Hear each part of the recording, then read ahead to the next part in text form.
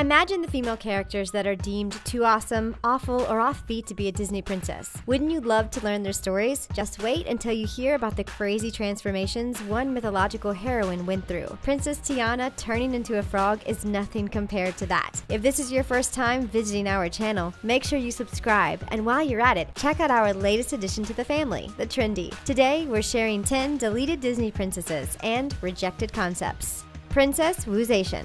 There are plenty of women in fairy tales, myths, folktales, and history that will never have a Disney princess movie made about them. Why so? Because they're just too awesome, awful, or offbeat. Former DreamWorks Effects Animator Jason Porath imagined which female characters would be the least suitable candidates to be turned into animated princesses. And out of that, he created an art project blog called Rejected Princesses, which led to a book. Let us introduce you to 10 of these women, starting with Wu Zetian. To call her a princess would be a demotion, as she was actually China's only woman to rule in her own right in 3,000 years of history. She started out as the emperor's consort and gained her eventual position of power through a series of terrible acts, allegedly disposing of various family members and several family lines during her reign of terror. The accounts of her life are shocking, but it's questionable as to what is true and what isn't. Some versions claim that she committed a crime in order to frame the emperor's wife and move herself higher up the pecking order. Suffice to say, this was one royal woman Disney wouldn't touch with a barge pole.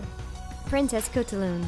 In the early Disney princess movies, the protagonists were passive women waiting for their prince to come and save them. As the years went by, the stereotype started to change. Disney princesses became more independent. One even disguised herself as a man and went to war. But a wrestling princess? That's a pretty big leap for a movie studio to take. So it's not surprising that Khutulun's story hasn't been turned into a Disney princess film just yet. She was Genghis Khan's great-great-granddaughter. He was the ruler of the Mongol Empire and had a fierce reputation. And it sounds like Khutulun was a bit of a chip off the old block. She grew up in the late 13th century with 14 brothers and was the strongest of the lot. Her dad wanted Khutulun to get married, but she would only wed a man who could beat her at wrestling. And she set up a challenge. If you beat her, she would marry you. But if she beat you, you had to give her 100 horses.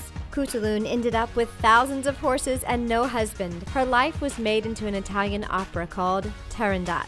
But it was far from the true tale. In Mongolia, they honor her actual life story. And how do they do this? By having an open chest on their traditional wrestling outfit. That is to prove that the wrestler is not a woman, in deference to the undefeated Khutulun. Princess Vasilisa. Disney covered cross-dressing with Mulan, but perhaps Vasilisa Vasilievna's story is a step too far for the movie studio. It's a shame because she makes a fantastic contemporary character in the Disney stable of princess films. The priest's daughter from the 19th century Russian folktale is really quite 21st century in her gender non-conforming ways. She dressed like a man and drank vodka. She often went by the male version of her name, Vasily. A local Tsar saw her hunting on horseback and wouldn't believe she was a woman. So, he set Vasilisa a test. He placed a weapon and some embroidery on the wall and expected gender-stereotyped reactions to them. If she noticed the embroidery first, that would prove she was a woman. If she favored the weapon, that meant she was a man. But Vasilisa was all about messing with these restricted views of gender dichotomy. So, she scolded the Tsar for having the girlish embroidery. The same happened when the Tsar hid some pearls in a pie. He was convinced she was a man, but eventually she left him a note revealing her true identity. Wouldn't it be great to see this kind of gender fluidity in a Disney princess movie? The character of Mulan was a good start, but there's some more that could be done, maybe one day. Princess Anahit.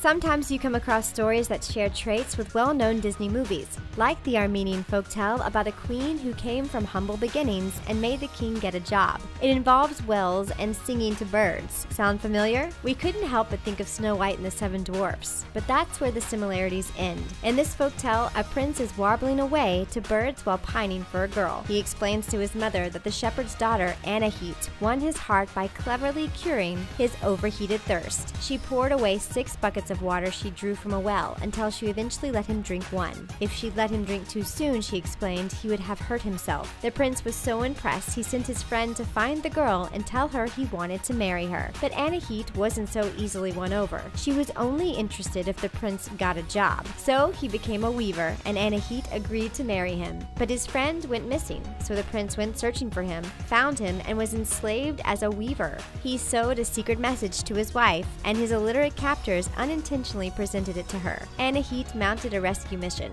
and saved both her husband and his friend. She'd long been a champion of literacy, so in that sense, she's a bit like book-loving Belle. But alas, no Disney movie for Anahit. Princess Amari Devi. Disney explored the idea of men competing to win the hand of a princess in Brave, and Merida showed that a woman could take charge of her own destiny and have a great skill typically associated with men too. While Merida's skill was with a bow and arrow, Princess Amari Devi's was civil engineering, and she used it to take down her despicable suitors. 4 ministers wanted to marry Amari Devi for her money, but she was in love with a man called Mahoseth. The ministers convinced the king that Mahoseth was a traitor, and he was exiled. Amari Devi was furious with them and was determined to teach them to respect a woman's choice. So she created a pit for her back parlor, covered by a trapdoor operated by a rope pull system, and she instructed her servants to create a sticky, disgusting mess to fill the pit with. Each of the ministers arrived separately that evening to court her. When they tried to steal her riches, she trapped each of them in the pit. The next day, she took all of them to the royal court and exposed their stealing, lying ways. And so, Mahoseth was vindicated and brought back. We can't see Disney being keen to animate that sticky mess-filled pit anytime soon, but wouldn't Amari Devi be an inspiring Disney princess? Talk about female empowerment. Princess Hatshepsut. When it comes to ancient Egyptians, you've probably heard of Cleopatra and Nefertiti, but have you heard of Hatshepsut? She's considered one of the greatest pharaohs in history, but her successor tried to erase all traces of her reign. Hatshepsut was never meant to be in charge, given that she was a woman. She came to power when her father and brothers passed away suddenly, and their heir to the throne was too young. Hatshepsut must have been aware of the discrimination against her, so she went about making a name for herself. Like many women in history who tried to make their way in a male-dominated position, she presented herself as a man. She had a lot of androgynous statues made of her, complete with the pharaoh's boss beard. She even had a 10-story tall stone obelisk built, displaying her official history. It was actually her version of events, as she portrayed herself as being divinely conceived and therefore the rightful ruler as appointed by the gods. Amongst her biggest feats was importing myrrh to Egypt, in the first recorded attempt to transplant foreign trees. This was a massive deal back then. Hatshepsut was definitely switched on to the idea of self-promotion, but eventually she stepped aside after 22 years, and the young ruler, Thutmose III, tried to remove her name from everything she achieved. That way, he was able to take credit for all of Hatshepsut's accomplishments. If Disney ever made a princess film about her, they'd be helping to right those wrongs. Princess Penta.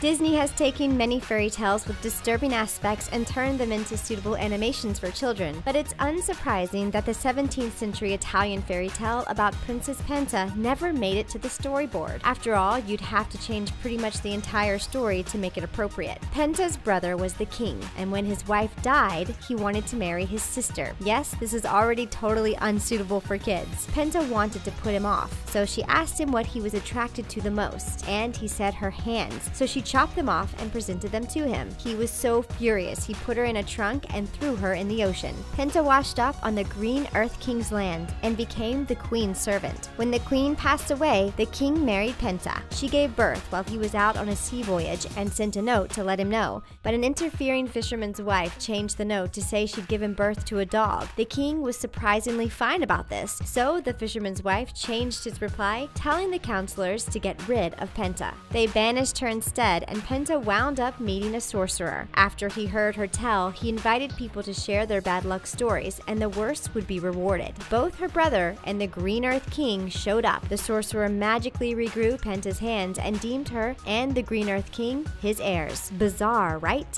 Princess Shajar.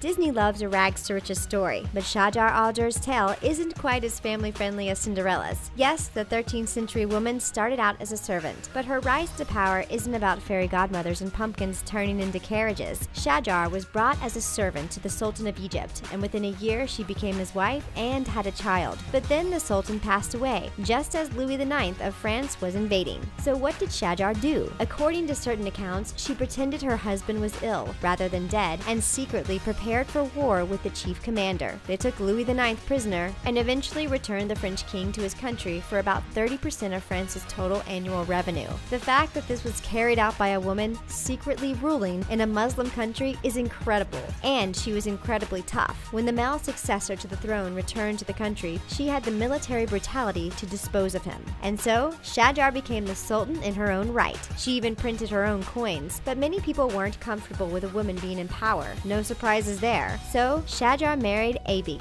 in order to pacify her enemies. But when he took a third wife, she was not impressed, and she had her servants see to his demise in the bath. So, not exactly a princess marries prince and everyone lives happily ever after type of tale then?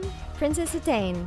Disney's Tiana got turned into a frog in The Princess and the Frog. If you think that sounds bad, spare a thought for poor Hatane. This heroine of Irish mythology was changed into a pool of water, a worm, a butterfly, and a swan. Although we can imagine the animators would have a field day depicting all of those transformations, the scriptwriters might struggle to make the story family-friendly. It's incredibly complicated and weird. So let's simplify. Hatane marries god al-Durr, but his first wife got annoyed, so she cursed Hatane and turned her into a pool of water, which became a worm and then a fly or a butterfly or a dragonfly depending on which version you read. Let's stick with butterfly. So, insect Hatane flew around for centuries until she eventually landed on a woman's wine glass, got swallowed, and became a baby in that woman's womb. Yes, this is much weirder than Tiana's metamorphosis. Hatane eventually married a king, but al-Durr found her and turned them both into swans. Are you keeping up? Great. The king searched for Hatane, and al-Durr said he could have her back if he could pick her out of a lineup of 50 lookalikes. The king succeeded, and he and Hatane had a child, but al-Durr returned and told the king that he actually picked out his own daughter from the lineup. Hatane was pregnant when al-Durr stole her away in swan form. It's no wonder Disney isn't racing to film this one. Which of these female characters would you love to watch in a Disney movie? Let us know in comments, and please give this video a big thumbs up. Thanks for watching.